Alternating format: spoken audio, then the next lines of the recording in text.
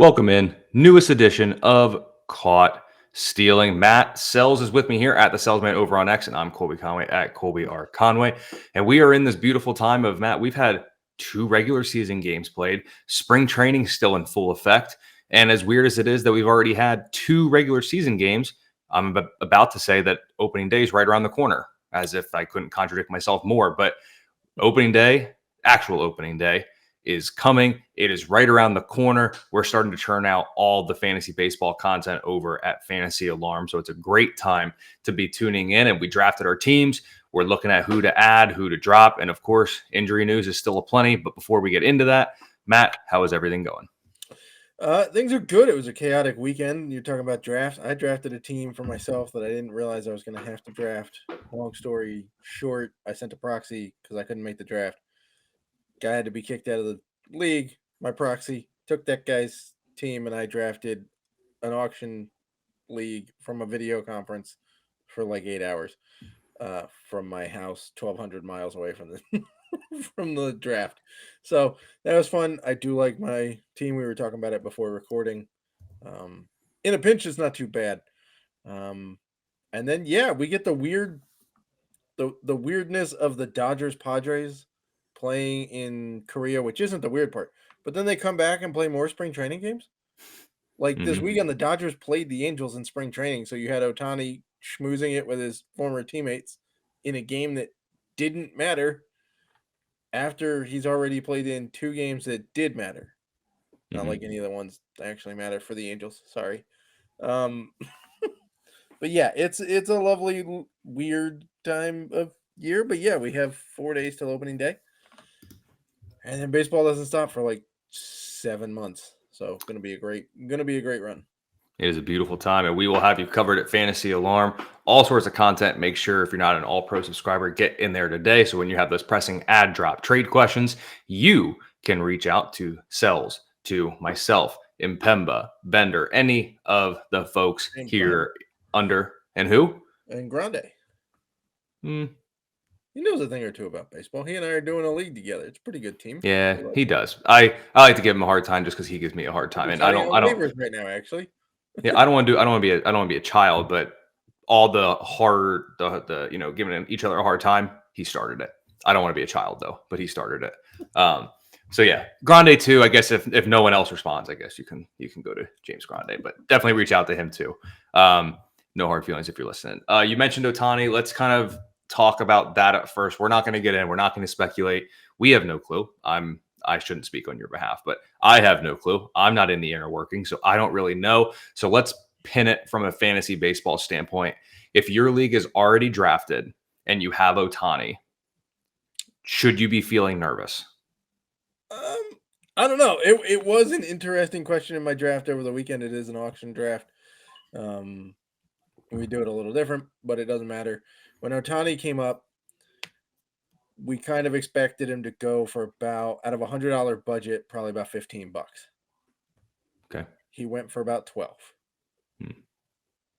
So compared to, by the way, I got Freddie Freeman, also Dodgers, came up same time, 15 and a quarter in a $100 budget, multiply by 2.6 for your $260 budget. So he went a little less than we thought, because I guess the thought is, if you're getting everything out of him, as in he plays the whole year, you're getting what, a 40-20 bat? Certainly 40-15 bat with a decent batting average, and a lot of run production on that offense. So now you've got a value. But there's some baked in questions. A, is he going to get a little injured? Because he is coming off of the elbow procedure. Does he face some sort of suspension? And is he going to be distracted by this investigation and all of the stuff that's swirling? So I don't know. If you have him, you're not cutting him until it comes to the time where maybe he gets suspended, and then your hand is forced, right? But if I have him, I am not trading him. I'm rolling with it, right? If you haven't drafted yet,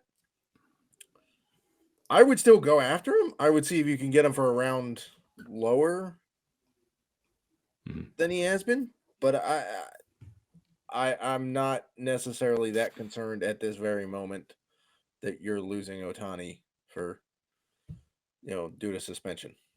And as we're recording this, it is late Sunday evening, so that's when we're recording this. So with the information handy, it's pure speculation at this point. If you're very, very, very, very risk averse, you Don't may do it.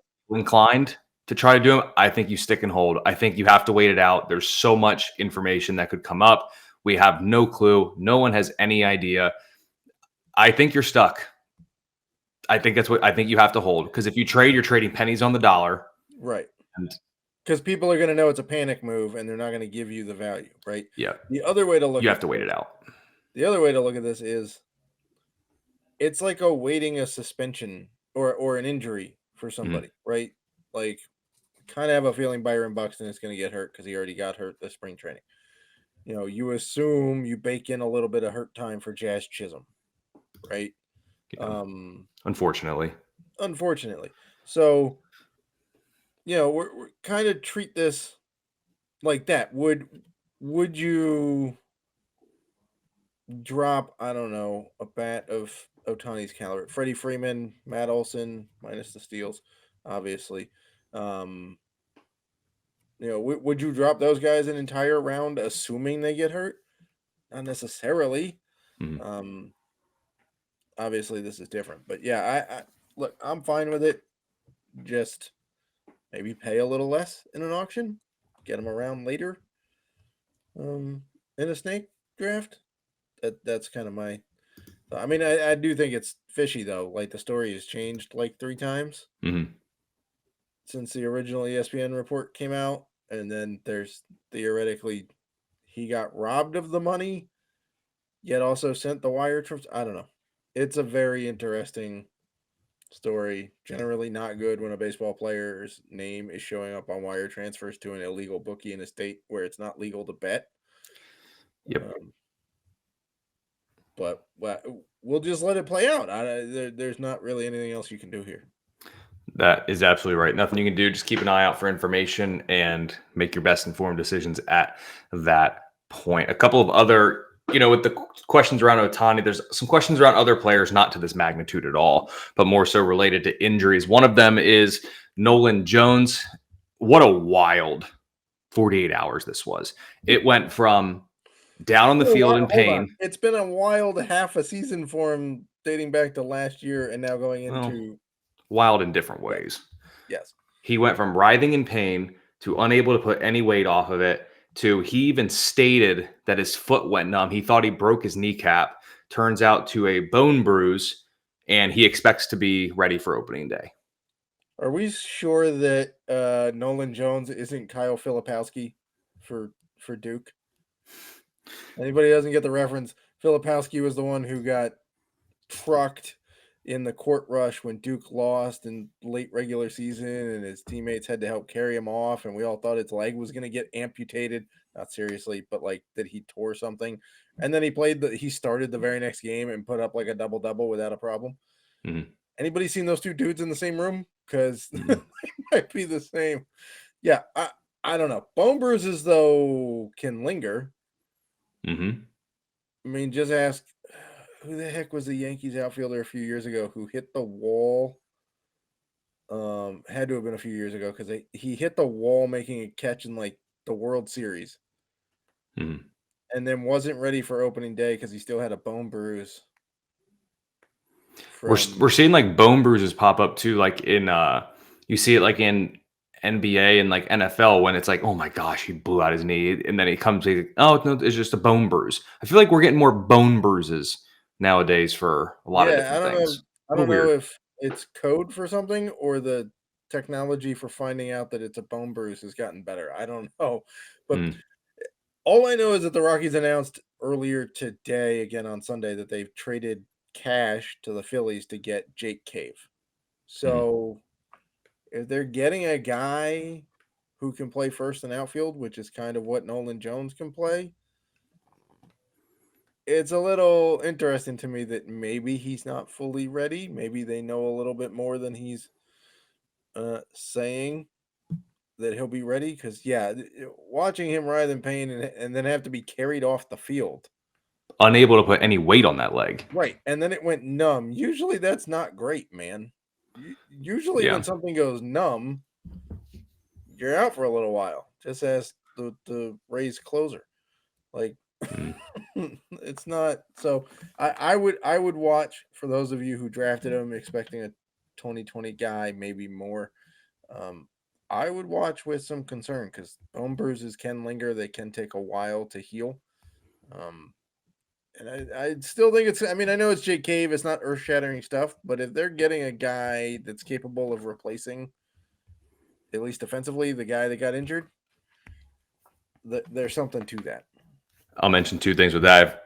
While they said he should be ready for opening day, if he's not, Zach Gallen is going to absolutely run through that Colorado lineup on opening day. Now, Gallen may only go 5 or 6 innings because they're going to, Again, there's no need. Yeah. But boy, he'll go right through that. But on the other hand, if there's someone in your league who drafted Nolan Jones, they want that 2020 plus upside. If he has a slow start and this lingers a little bit, but the knee's okay and it's just a slow start, remember, half his games are played at Coors. Yep. They could be a buy low guy in a couple weeks. That's all I'm going to say. So We'll leave it there. Let me ask you about this one because this one is really interesting on many different levels. I'm not even going to go into it. What is up with Matt McClain? Because I don't know if anybody knows. I don't know. Again, same thing, right? He gets injured. There are scans done. There's anywhere from day-to-day to season-ending concern with the scan. They ran the testing and said they found something. He was going for a second opinion. That's happened. What is it now? Have we just not gotten the report that the third opinion has happened? Yeah, Do they just not want to say? Is there a time zone problem with California and Cincinnati like there was with? Apparently, it's multiple days. It's not even hours. It's days. I mean, did the doctor make the trip to Korea too? Like, what happened? I don't know. Like, them seeing something is concerning because if a doctor goes, "Yeah, I see something," but I don't really want to say what. That's concerning to me. The other thing that concerns me is they went out and traded for Santiago Espinal, who's not he's not a world beater, but he is a guy that can convincingly play that position if need be, right? We already know they don't like Jonathan India. They don't want him playing defensively at all. Offensively, he's fine. For those of you that are concerned about, the Reds don't want him. Offensively and for fantasy, he's fine. If they could stick him in DH the full time so they could keep his 15-15 bat in the lineup, they would, right? But again, it is a concerning that they saw something and the Reds traded for a backup to him just in case. I mean, they've had a very bad spring. Because Noelvi Marte got suspended. Matt McClain is now injured. Who else? Somebody else got. Friedel. Friedel. He's out an extended period of time too. Yeah, because he broke his wrist, which is also, as we've talked about, concerning for a power guy. Wrist is where the power is. So yeah, all of a sudden their log jams have really cleared up into thinness. Yeah. I don't know what I'm doing with Matt McClain, to be perfectly honest. I mean, if you have IL spots, I'm holding on to him. For sure. I would hold on to him right now until we know more. Because if you drop him and it turns out, it's only like he's going to miss the first 2 weeks and then he'll be fine. Then you're going to be pissed because you're not getting him back on the waiver wire. Yeah, ideally stash him on the IL spots. Here's if I'm going to generalize when injuries like this occur and things come up. If it's not something major, don't they typically say it pretty early? You know what I'm saying? Like, think about little apples to oranges. But when pitchers got hurt, like how quick did we hear about Uri's elbow just being inflammation? Garrett Cole was just inflammation. Well, Kevin Gausman was just fatigue. From a fingernail to elbow inflammation for But even think from the time they announced the elbow to when we heard it was just inflammation, no structural damage revealed. All we've gotten on Matt McClain is they found, quote, something. End quote. That's all we've gotten. I will say that I don't know that it's definitively season ending because we For did sure. hear the same thing with Garrett Cole where like they went for Right. scans and then they sent them to second and third opinions and they were like, yeah, he doesn't need surgery. It's an inflamed, nerve thing. He'll be out Mhm. till like May, late May. Yeah. So I would still wait on him. But yeah, I'm with you. It's generally not a good sign the longer it takes for the injury news to come out. Generally speaking, agreed. Let me ask you this last one before we run into a question that we had in the Discord channel earlier today that I wanted to have us opine about. Did Baltimore make the right move sending Jackson Holliday down to begin the year, or should he have been the starting second baseman for Baltimore on opening day? Um, it's an excellent question. From a fantasy perspective and a prospect writer perspective, I'd love to see him up there. Um, but again, just because he had a pretty solid offensive spring, looked good offensively, there's a whole other part of the game, and I know people make fun of it because the Cubs sent Chris Bryant down for defense for 19 days. But keep in mind, they drafted this kid as a shortstop. Mhm. And then they were hoping to play him maybe at short or second or third. So maybe, just maybe, they have discovered where he's going to play and he needs some more time to actually play that position before the games. Because everybody's like, oh, it's embarrassing that a 100-win team didn't call up. Well, no. They won 100 games without him. They got definitively better this offseason in their pitching staff, Mhm. right? Mhm. They have depth. You cannot put a guy out there who might be learning a new position on the fly at 20 years old in games that count and cost you the division in April because fantasy writers wanted a 20-year-old prospect coming up. So, does it suck? Yeah, it would have been great to see Jackson Holliday up, especially since the Rangers just gave Wyatt Langford a spot on the team and the Padres took Jackson Merrill and Graham Pauley to Korea with them. But the Rangers have an opening at DH. You don't need Wyatt Langford to play the best defensive outfield ever. He's there because he's hitting bombs. Mhm. Stick him in DH, he's not a problem for you, or you put him in left field and split time with Evan Carter, right? The Padres are probably fighting for third in that division. And they need to see what their young guys are because their GM has taken a lot of flack in the last few years for the moves he's made and not re-signing people and signing certain other people. I think and service time aside, right? Because if Jackson Holliday comes up at the end of April and he has a good enough year that he wins Rookie of the Year or finishes second in Rookie of the Year, they're going to get a draft pick compensation for it anyway. Mhm. They have new ownership, so this whole they're being cheap. No, the new owners are worth twice as much as what the old guys were worth. So I think it makes sense. I think there were some questions about where he was going to play defensively, and they want him to learn the actual spot where he's playing so that when he comes up, it's not a can he play this on an everyday level or everyday basis kind of thing. I think that's perfectly fine. Fair enough. From your what is it from your mouth to the Baltimore organization's ears? So you just probably upset a lot of people by not I saying that mean, he's there, but I get what you're saying.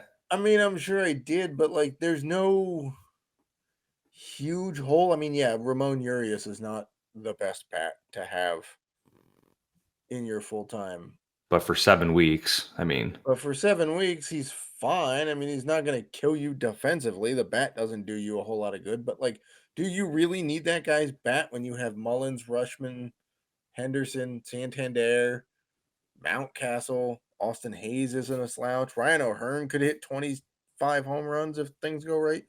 Jordan Westberg's not even terrible, right? You've got Jorge Mateo who can play a variety of so like and Colton Cowser made the team. mhm, So you have enough depth that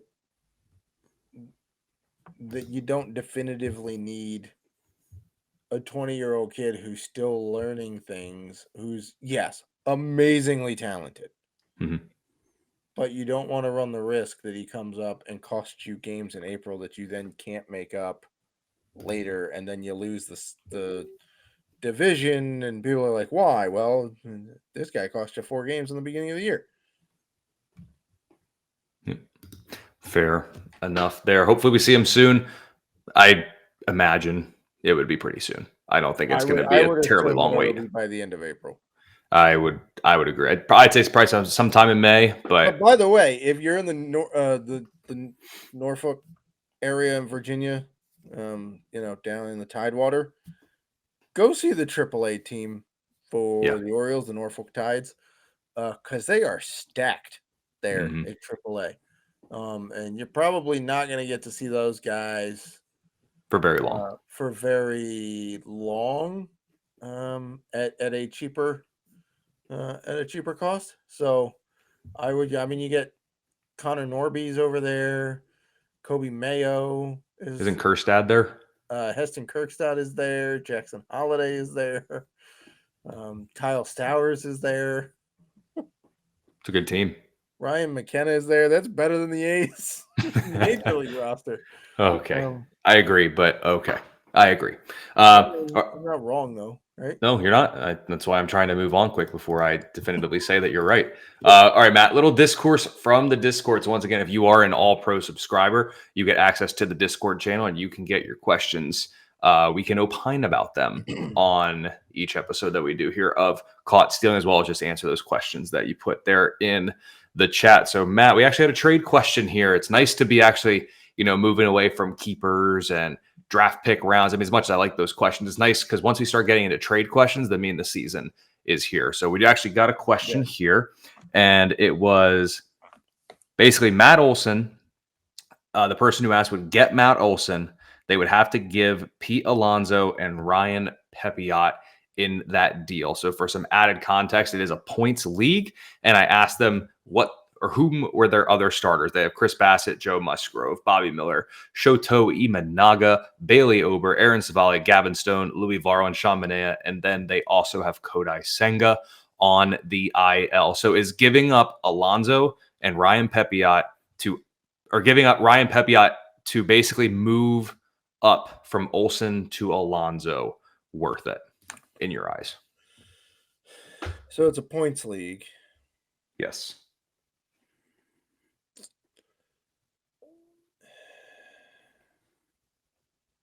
I don't know that it is, to be honest. If it was a roto league, I'd be way more tempted. Mm-hmm. But in a points league, I don't know. Now, so let me explain, right? Clearly, not clearly. They came pretty close in home run totals last year, right? But the thought is that Alonzo probably has more raw power than Matt Olson. Matt Olson may drop back a little bit this year. I think they were within Matt Olson led the league in homers last year, right? I think Pete Alonso was probably second. Both had over 40. But in a roto league, I would make this deal because the jump in Matt Olson's batting average and his run production, and if you're in an OBP league, probably his OBP, would make up for it. In a points league, they're both going to hit about the same amount of doubles. Both going to hit about the same amount of triples. They're pretty close in home runs. Batting average doesn't count in points leagues, right? Getting hits does, but batting average doesn't really count. So maybe you get a little bit more steals out of Matt Olson. But I'm not giving up a guy who's been the darling breakout pitcher in a points league to move up to a first baseman who's not really going to help you that much. I love Ryan Pepiot. I'm on record. It's in the Fantasy Alarm Draft Guide. It's in there. Here's what it comes down to for me. We can all agree Matt Olson had a career year last season. 54 home runs. Yes. 139 RBIs. He hit a 283 that he is not going to repeat again. look at Alonzo, who has 40 plus home runs each of the last 2 years, Yeah. 118 plus RBIs. He actually has 9 stolen bases over the last 2 years, whereas Olson only has 1. Olson isn't even running anymore in Atlanta. Now, I agree with you. In Roto League, the average jump for Olson is going to probably help more than Alonzo. I don't think Alonzo's as bad as last year's 217, and I don't think he was as good as 271 back in 2022. I think he's about a 250 hitter. Probably. At the end of the day, you're giving up a potential breakout arm to move from one 40-plus homer, 110-plus RBI first baseman to another one. Right. That's pretty much it. I don't think it's enough of an upgrade for me to do it. Now, if you were like, hey, they're offering me Matt Olson, I would have to give up like Vlad Jr. and Pepiot. I'm doing that. But to move from Alonzo to Olson, I don't think that's not worth it. In a points league, to me, there's not much of a difference between the two to give up. I mean, yes, you have very nice pitching depth. I will tell you that right off the bat. Like, I love Bassett. I'm iffy on Musgrove. Like, when he's healthy, he's great. But the question is, can he stay healthy? Bobby Miller, I love. Imanaga, I like him. Bailey Ober.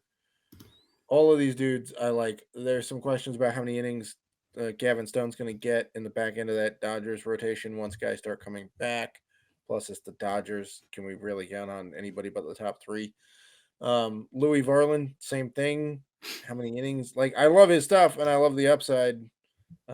Just concerned a little bit about how many innings you're getting out of him. Manea, he was better in the bullpen for San Francisco than as a starter. So there's that. And Kodai Senga, hopefully he comes back soon, but you never know, right? So you do have depth, but I'm also not testing that depth this early in the season for not a huge upgrade. I would probably say no in a Roto, but it's a lot closer for me in a Roto league than a points league. Yep. I think I'd agree with that. And honestly, when you look at it, Alonzo's a 250 hitter over the last 3 years. So like last year's 217, and for his career, he's 251. It's not worth it for me. I'm not giving up Pepiot just to move up from Alonzo to Olson. So I'm going to keep the Alonzo side. Alonzo would have to hit the amount of homers that Olson hit last year, and Olson would have to drop back to 35 for this to be worth it. And I don't think that's happening. And if you want to point out that Olson has a 50 home run season in his career, guess who also has one? So does Alonzo. By the way, he may hit 50 this year because he's donating money to pets every home run he hits. So let's all root for Alonzo to hit a boatload of homers. That would be cool. Yep. But again, it just means that if Olson magically recreates the year last year, this year, Alonzo's got to do way more for the or suck way worse for there to be a gap, right? Yep. I'm gonna keep the Alonzo and Pepiot side. And Matt, we talked about earlier to wrap up this episode. It's opening day. It's coming up Thursday. It's a couple of days away. So last episode we did our bold predictions for the year. So this time we're just doing things that we are most excited about for opening day. And Matt, I'm gonna go first. I'm gonna jump the gun here and go first. This will be the first opening day that I am in a state where you can legally bet. So I am very excited. I'm also very excited along with that for all the content that we'll have here at Fantasy Alarm. So we do our DFS lineups. Love everything that we put out for anything DFS content. I'm sure we'll have some sports betting stuff as well, or at least all the tools and research that we have here that I can use for my player props and my spreads, my run lines, parlays, round robins, everything. I am ecstatic. First year I get sports betting for opening day. So Matt, that's one of the things I'm most excited about. What about for you? Is your wife as excited about this as you are, or does? Absolutely. She's on there. She's got her own bonus bets and everything. Outstanding. So absolutely. It's a happy household. Bets together stays together, just like Ohtani and Ipe. I was gonna say that's what they say, but I'm gonna back off on that one now. Yeah, so I don't know. I'm gonna back off on that one. What am I excited before. So, I'm an Nats fan, right? Obviously, I got the D-backs cap on right now, my wife's favorite team. But I'm excited to see some of the growth continue with the Nats starting with opening day, right? So CJ Abrams been a widely talked about guy this year for a crazy upside with speed, and there's questions about batting average. Can he stay consistent this year? We saw it in chunks last year. Can he do it more this year? Are the Nats going to kick Luis Garcia out of the starting second base role in favor of Trey Lipscomb, who's had an absolutely marvelous spring? Sure, there's Joey Gallo. Not going to talk about him because he's not new or young or developing. Can K-Bear get a little better behind the plate? What is Mackenzie Gore and Josiah Gray going to continue to turn into? When are we going to see Dylan Cruz and James Wood? Speaking of top prospects not making teams. So I'm just excited for another shot that this young rebuilding Nats team gets to start things on the road against a weaker Reds team than they were a week ago. Does it mean that they're going to win? No, probably not. I would probably bet against the Nats. Josiah Gray does not do so well in Cincinnati. He's their opening day starter. But it also, to me, whether, what the weather is, it snowed here Saturday while I was drafting a baseball team. It was snowing. It also just brings up like the feeling of spring. Like spring has finally happened. I know we passed spring. We're like 5 days into spring, but feels like spring has finally happened. Well, I can tell you spring's happening because there's a lot of damn pollen out there. So I can tell you spring. It snowed Saturday. Spring's flowers blooming in the front yard. That's true. You're not really near, but yeah, pollen's here. My white car, not very white right now. It's yellow. Yeah. My wife's silver car, yellow. That's what we're dealing with. So spring is here. Baseball is here. Pollen is here. Spring is here. Some other things that I'm excited for. We got some really good opening day matchups. And each one is a little bit different. So like some interesting ones like Strider Wheeler, ace. Very straightforward. Yes. Pablo Lopez versus Cole Reagans, ace.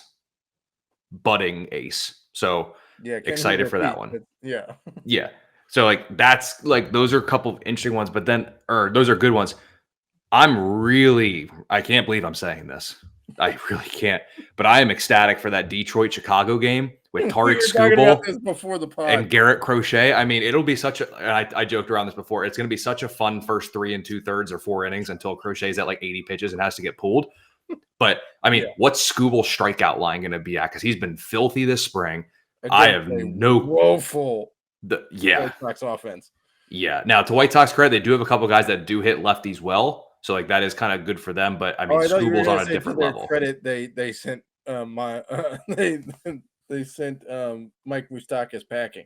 No, to their credit, they do have a couple guys, aka Lewis Robert, that hits lefties well. But other than that, I mean, that's going to be a really interesting matchup. And then I'm interested to see how Jesus Luzardo does against the NL Central champion and 2025 World Series champion Pittsburgh Pirates. But other than that, it'll be it's a pretty good slate of games. And I'm already looking here. I already got a couple teams that I'm going to be keeping an eye on. Too. You what? There's Steele and Eovaldi too. Yeah, did you see Justin Steele got hit with that comebacker, and his tweet was, "I'm okay, but my bracket's not." I was like, "That's an all-time." I was like, "That guy has some awareness." I'm glad he's okay, but what a tweet! Or sorry, post. Yeah, what a post! A lot of good opening day matchups, a lot of cool storylines. It'll be so cool to see a bunch of 0-0 teams and a couple 1-1 teams play on opening day. Yeah. Shout out to the Soul Series. You know what I'm excited about for the last thing I'm excited about for opening day? What? Getting hit with all the questions in Discord about should I drop a guy because he went 0 for 4 with 3 strikeouts. Yes, do not overreact. Like I cannot believe that we did not see questions about should I drop Yamamoto because he only lasted 1 inning and gave up 5 runs in the Korea series. Hey, that means we're all learning. That's what it is. It's hard. It's really easy to overreact positively, and it's very easy to overreact negatively. Hey, this is not football. Whereas once you get through the first Sunday, you're 1/17 through the season. Once we get through Thursday, we are 1/162nd through the season. Of all the sports, it is a marathon. It is not a sprint. We are not looking at this in 1 week segments. It is a multi-week thing. So, hey, we drafted these guys for a reason. We like them for a reason. We're going to stick it out. We're going to wait. We're going to go through it. If someone's really popping off, we'll look to make those pickups. But like, I'm not giving up on my breakout candidates after a rough first 2 weeks. You know what I mean? Like, look at Trey Turner last year. He had a rough couple weeks. He got one standing ovation, and he was the Trey Turner of old again. Like, you got First to. of all, it was like a half a season. Phillies fans, could we Well, do that a little sooner, please? Next time? how funny would it be on opening day if he gets a standing ovation on his first at bat? That That would be an all-time moment. It Like, would that be. would It made be. me very sad I did not get Trey Turner on any of my teams this year. Listen, if he goes up for his first at bat and he gets a standing ovation, first off, Trey Turner has to laugh a little bit. He has to tip the cap, and then whatever league you're in, you have to sell everything because he's probably going to go 80-80, and there's no stopping him this year. Yeah, but hold on, because don't the fans have to let the umps know that a standing ovation is coming so as not to delay the pitch clock? Oh, well. Isn't that the thing? I don't know. Maybe second at bat. But no, in all seriousness, though, one thing that's going to be very interesting to watch is what the new obstruction rule means for steals. Mm-hmm. We already saw a big stink about it in spring training when Francisco Lindor, I guess, blocked second base. It didn't really look like. I mean, it's the way you're supposed to take an attempted pickoff throw, but he did not allow the base stealer to have access to the base he was trying to steal. So he got the stolen base, even though he was out by like 4 feet.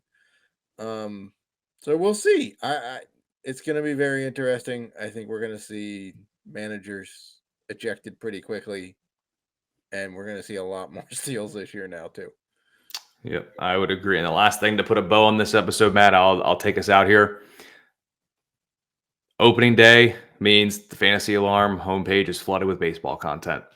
And it's been too long since we've had that. So I know we got a lot of draft guide content that's been pumping out, but just constantly having baseball articles. We have seasonal content. The schedule is already released. For example, I'll have your injury report Mondays and Fridays. So you'll be able to see that on Wednesdays.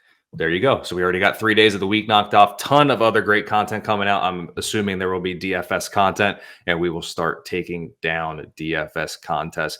Head over to fantasyalarm.com. If you're not an all-pro subscriber today, make sure you are. Get in our Discord, get access to the brains of Fantasy Alarm, and be ready for baseball season. Opening day is here. We have made it through the offseason. We got through some of these tough episodes, Matt, where we were fishing for content and trying to figure things out. But the regular season is upon us. Everybody, except for the Dodgers and Padres, have a clean slate. And we go to 2 days a week. Yep. I believe that's the plan. So you'll have us multiple times. We'll have all this going on, and opening day is here. Everyone's 0-0 except for the Dodgers and Padres. But other than them, 0-0, clean slate. Head over to fantasyalarm.com today. We will see you there, and we will see you later this week with the newest edition of Caught Stealing.